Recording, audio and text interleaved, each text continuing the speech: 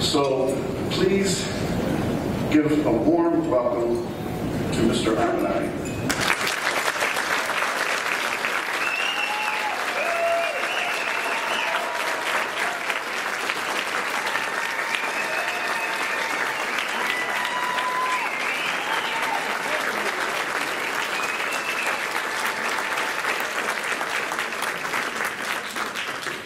Thank you for that welcome. It is a pleasure to be here tonight in Stark County, Ohio. This is my 5th trip back to the state of Ohio in the last 7 weeks, and it is a sincere honor for me to be here tonight.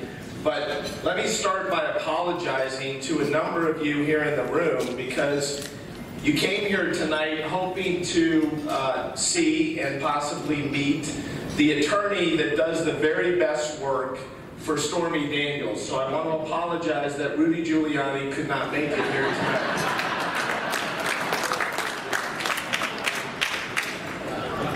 Had he been in the area, we would have sent a car for him, I can assure you that. So tonight I want to talk to you about the future of our republic. I want to talk to you about what we are fighting for, and more importantly, how we fight for it. But before we go any further, I want to deal with the elephant, or shall I say the donkey in the room. What may, you ask, is some porn lawyer doing here tonight to talk to us about the future of our republic? So let me tell you what I'm doing here tonight. In normal times, I would not be here. I would be back in Los Angeles enjoying my life. But as all of us know, these are anything but normal times. I was born to a modest family, and I grew up in St. Louis, Missouri. I wasn't born with a silver spoon in my mouth, and no, we didn't have any gold toilets in our house either. At age 12, my parents taught me the idea of earning a dollar and the need to work. I started mowing lawns in the summers for our neighbors, and in the winter I would shovel their snow. I worked at McDonald's, I worked at Marshall's, I stocked produce at the local grocery store. And in 1989, I witnessed my father lose his job after 31 years at the same company, because that company had decided that they could replace him with someone younger and cheaper. That had an impact on me at that time, and it continues to have an impact on me every day. I was later the first in my family to graduate college, and I have since become a very fortunate man. And if these were normal times, I would not have the honor of being before you tonight here in Stark County.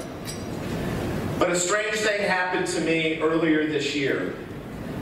Through a stroke of fate, I was handed a client who found herself up against the most powerful man in the free world. Headline writers know her only by her occupation, but I, like so many of you, have come to know Stormy Daniels for her courage, her fortitude, and her belief in right and wrong.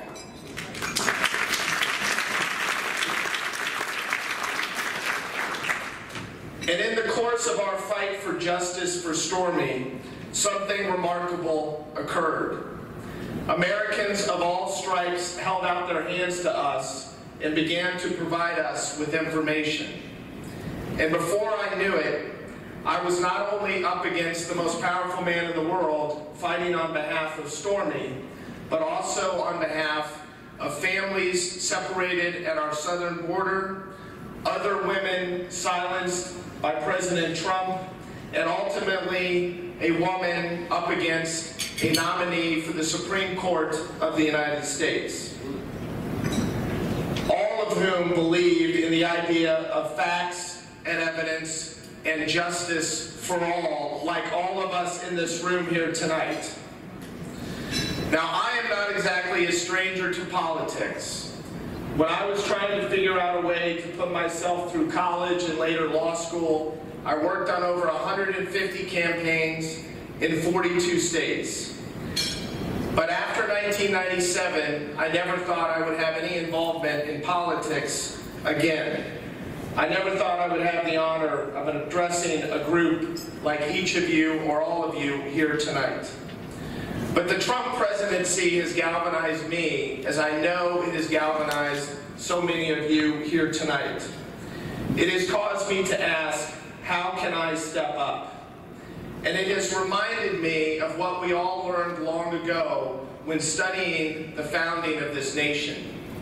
You see, our founding fathers did not envision career politicians that would serve for 30 or 40 years. Our founding fathers envisioned something far different. They envisioned a scenario where, when history called, people in our society would rise up and rotate and serve for the greater good, and at some point in time would return to where they came, return from our society, but they would serve for the betterment of our nation. Now, I don't know in what way I will serve ultimately, but I do feel called, as I know so many of you feel called, to contribute in some way, because we are living in a very grave time. This is a critical juncture in our nation. Let us be clear. Donald Trump does not have the courage, the intelligence, the character, the heart, or the wisdom to be the president of these United States.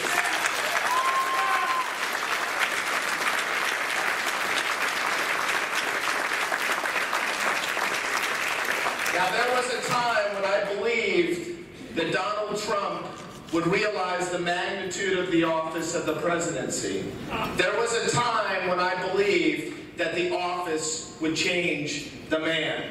There can be no doubt, as I stand before you tonight, that the man is trying to change the office, and this we can never allow.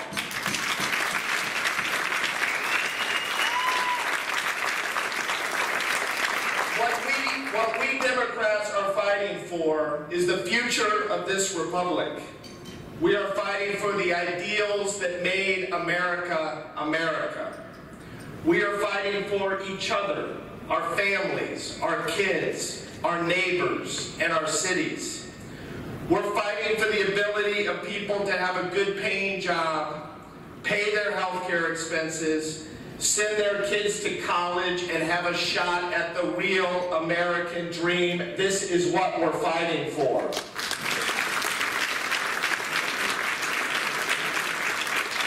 We're fighting for the ability to kiss our kids goodbye in the morning and not wonder if they're going to come home at night due to some school shooting. That's another thing we're fighting for.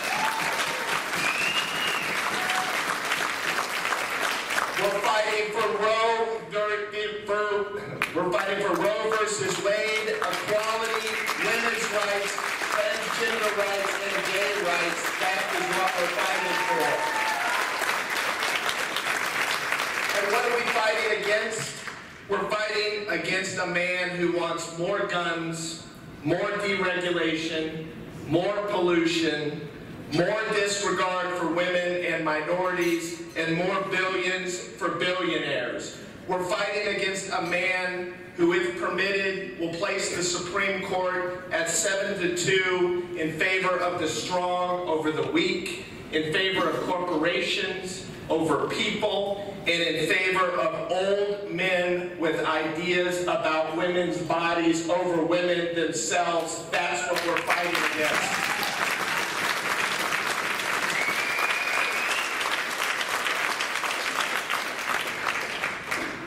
Now, among us Democrats here tonight, nothing that I've said thus far is controversial. We are united more than ever on what we are fighting for. However, often we seem to be divided on how we should fight.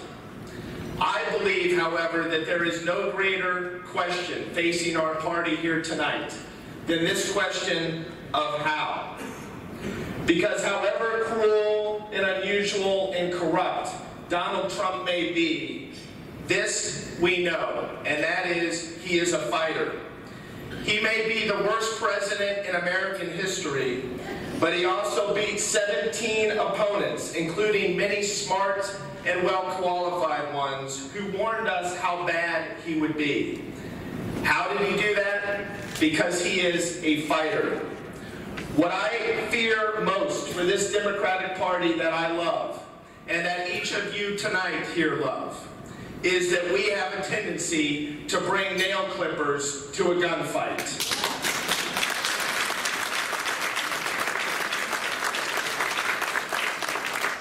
So tonight, I want to suggest a different course of action.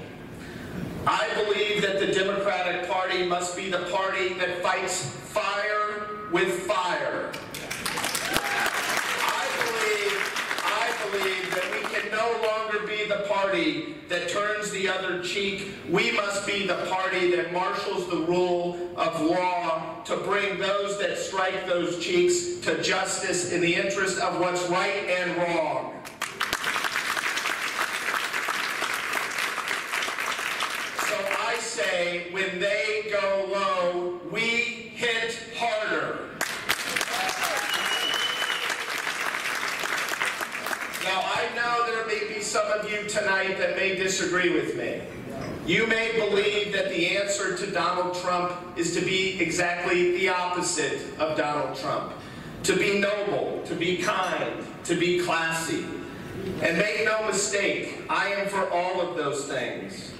But tonight, with our nation under an unprecedented assault by a con man who fights only for himself and degrades the vulnerable and the powerless that depend on us most, I believe that we must honestly ask ourselves and each other, can those that need us most afford our gentleness? There is no question that we are the party of love in American life today, of loving thy neighbor, of loving whomever you want to love, of policies that extend a loving hand to those that are down on their luck, out of a job, and that need us most. Those that are suffering and frail and without support. But here is what I believe. When you're fighting for the values of love, you can't afford to fight lovingly. If you want peace, prepare for war, the old Latin saying goes. And in that spirit I say, if we want a more inclusive, tolerant, kind, gracious, welcoming America, we must be willing to do battle for it every day.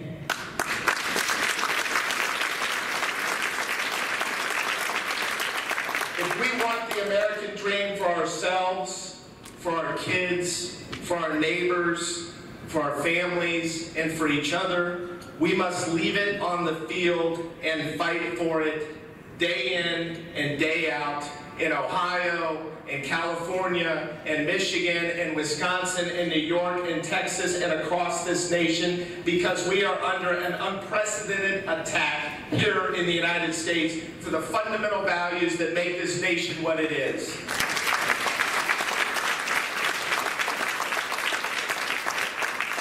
Here is what I believe the Democratic Party is. In the eternal battle of David versus Goliath, we are the party of Davids. We are the party of people who want to live their lives, chase their dreams, do their jobs, raise their kids, and leave the world a little better than they found it, and yet who often find themselves up against Goliaths.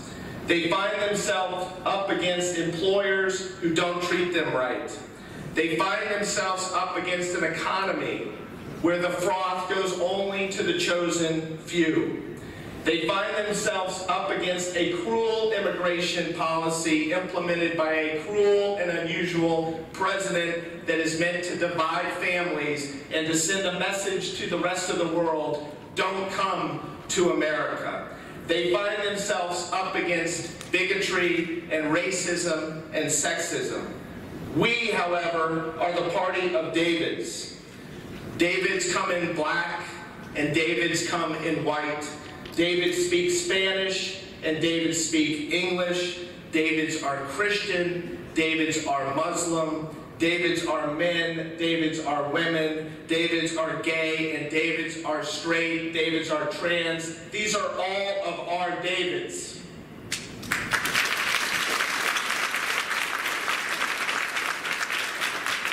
Yes, we are the party of Davids. And when you are the party of Davids, you cannot afford to show up without a slingshot.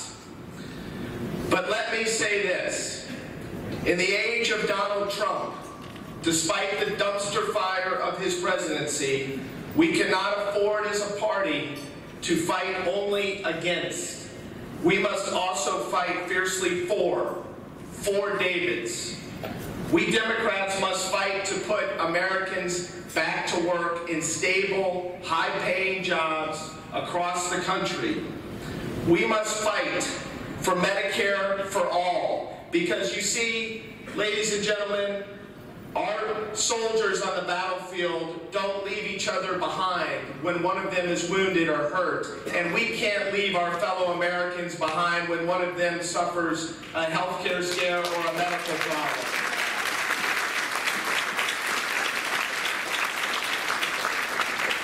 We must fight to finally ratify the Equal Rights Amendment. We must fight to bring sensible gun control to America.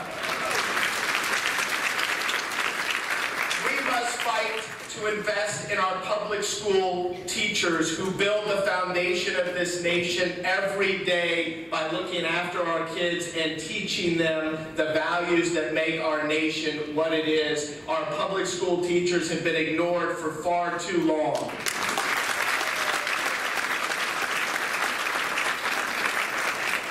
And we must fight to secure our border, but do so with the understanding that we must also always remain true to the United States being a beacon of light for the rest of the world, because what made this country what it is the fact that immigrants from all over the world came here in search of a better life, and we can never lose track of that concept.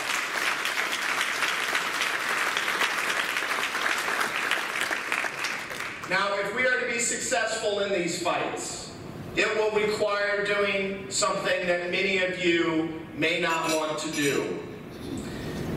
It will require us welcoming certain voters that voted for Donald Trump in 2016 back into our fold. Do I believe they were wrong in 2016? Absolutely. Do I believe that they placed many of lives at risk and impacted many people negatively, both here in the United States and abroad? Absolutely. However, we cannot afford, ladies and gentlemen, to write them off forever. We cannot afford to shame them, because we will never welcome them back. So tonight, I want to propose a different way of looking at these voters. I want to propose that instead of shaming them and making them wrong, that we recognize that they were victims of a great con. Because you see, we can say a lot of things about Donald Trump, but as we all know, he is a remarkable con man. And one thing I've learned in nearly 2 decades of legal practice is, no matter how smart you are, no matter how good your intentions are, everyone from that time to time gets taken advantage of. Everyone can be conned. So it is important that we recognize here tonight that we cannot continue to shame these voters. We must convince them that they've been conned, and we must welcome them back into our fold.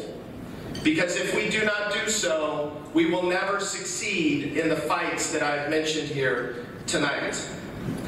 But let me also say this.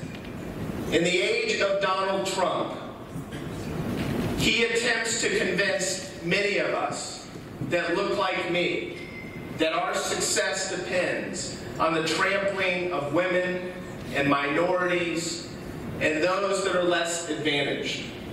And he does this because he hopes that if we are whipped into hatred, we will lose track of the con. We will lose track of the broken promises. We will lose track of the jobs that he promise to come back to Ohio and elsewhere because we will be too busy fighting one another. You see, too many of us in America have forgotten that old adage, there but for the grace of God go I. Too many of us have a hard time putting ourselves in the shoes of others and asking ourselves, how would I want to be treated if it was me? Too many of us have been eerily silent, sitting on the sidelines, while other groups fight for their very existence. The vulnerable populations, my friends, in America are fighting for their very survival. But it cannot be their fight alone. It is incumbent upon each of us to stand and say, these are my people too. And if we can stand up and say that, and if we can remember that old adage, there but for the grace of God go I, we can make America gracious again. Woo.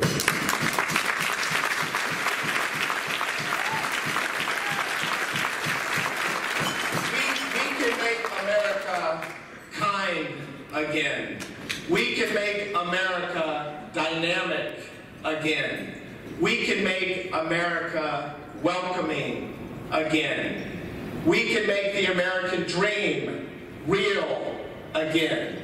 And if we can stand and say that, and if we can remember that adage, my friends, above all else, we can make America, America again.